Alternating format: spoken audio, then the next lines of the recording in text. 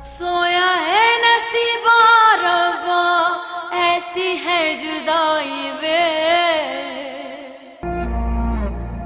ये सब बस बेटा, रोजाना अपना और अपने भाई का सदका देते रहना, भूलना मत। और खास तौर पर आप ही का भी।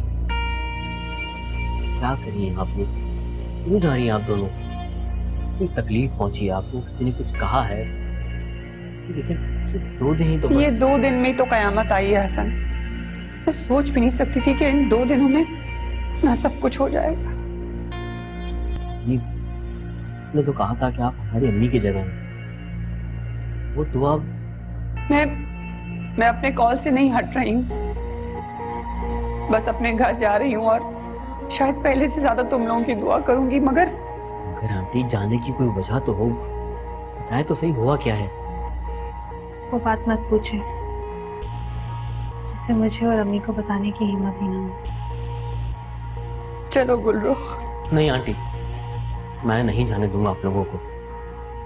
मैं अपनी बच्ची को महफूज रखना चाहती हूँ हसन। मगर किससे?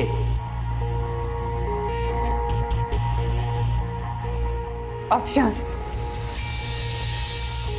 भाभी से? नहीं, आपको कोई गलत फहमी हुई है। अभी तो बहुत प्यार करने वाली है, बहुत मुखलिस है। हमें भी ऐसे ही लगता था हसन, लेकिन वो तस्वीर का एक रुख है, दूसरा रुख बहुत भयानक है। आंटी खुदा के लिए मुझे बताएं कि हुआ क्या है, क्या किया उन्होंने? हौसला करो गुलरुख, बस दुआ करो कि अल्लाह पाक नसरीन को अपनी रहमतों में रखे। कुल क्या हुआ?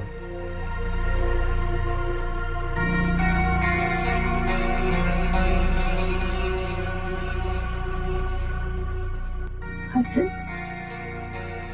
आपकी अम्मी की जान भाभी ने ली है। भाभी ने?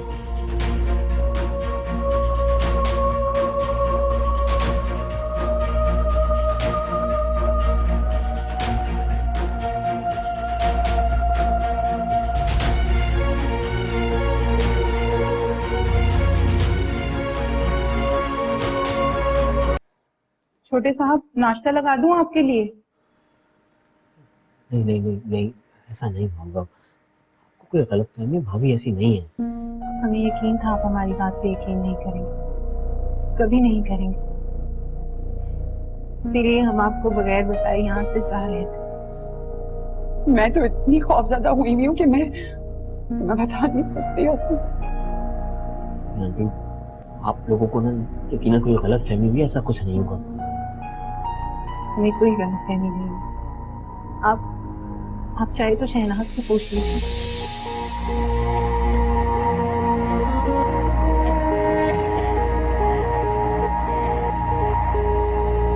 क्या हुआ था शहनाज?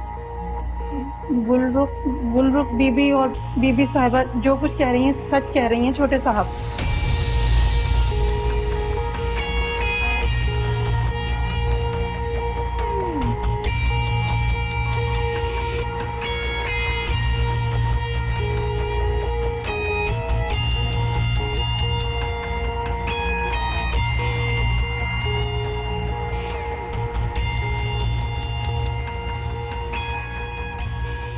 मैं हसन के साथ ही जीऊंगी अम्मी, और इन्हीं के साथ मरूंगी। आप जाना चाहती हैं तो चली जाइए। गुल, कैसी बातें कर रही हूँ मैं तुम्हें इस तरह यहाँ छोड़ के कैसे जा सकती हूँ? आप दोनों यहीं रहेंगी, सुन लिया आप लोगों ने? आप लोग कहीं नहीं जाएंगे।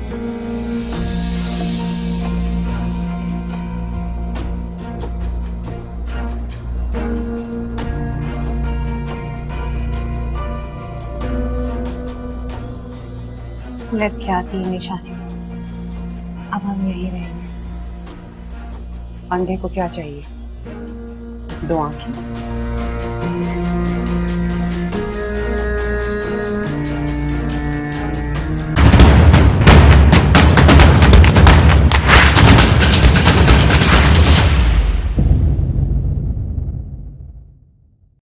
हसन को तो यकीन आ गया है, अब कोशिश ये करनी है कि हसन से ही साकिब को पता चले। इतनी आसानी से यकीन नहीं आएगा उसको। बहुत भरोसा है उसे अपनी बीवी पर। उसे लगता है कि उसकी माँ की बहुत खिदमत की है उसने। यही खिदमत तो अब गले का फंदा बनेगी उसके। पहले होगी दोनों भाइयों में लड़ाई, और खूब लड़ाई। उसके बाद मरहुमा बीबी के गद्दे के नीचे से हमने निकलवाना है एक तावीज, और वो भी साकिब की मौजूदगी में। और जिस वक्त उसके कमरे में रखे तावीज साकिब भाई के हाथ लगेंगे, बस फिर समझ कि कहानी खत्म। फिर वो निकालेगा अफशा को घर से धक्के मारकर। माँ, मैं तो ये मंजर देखने के लिए तरस रही हूँ। अरे मेरी जान, बस आ गया वो दिन, तू देखती जा।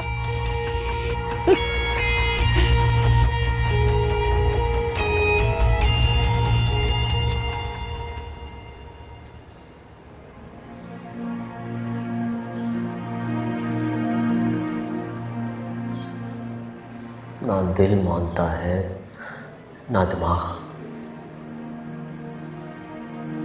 कैसे यकीन कर लूं कि भाभी, और अगर अब कुलतुम भी मुझे छोड़कर चली गई तो कौन देगा मेरा साथ।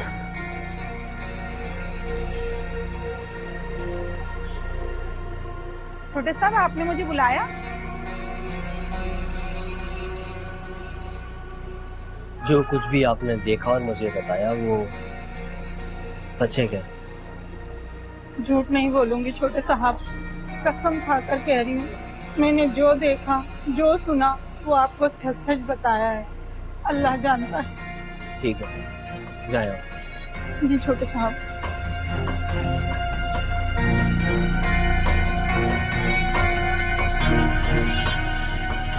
मुझे सर में बहुत दर्द हो रहा है। बीबी जी, मैं आपके लिए कुछ खाने के लिए लेकर आती हूँ। आप अपने कमरे में चलें, कुछ खाकर सर दर्द की गोली ले लिएगा। हसन चला गया? जी शायद चले गए।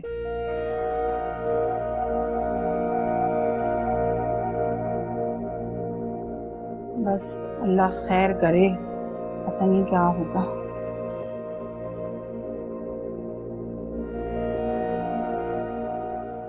गुल, मैं हॉस्पिटल जा रहा हूँ। तुम्हें मेरी कसम है, तुम मेरे जाने के बाद कहीं नहीं जाओगी। मैंने कहा था ना आपसे कि मैं आपके साथ ही जीऊंगी और आपके साथ ही मरूंगी।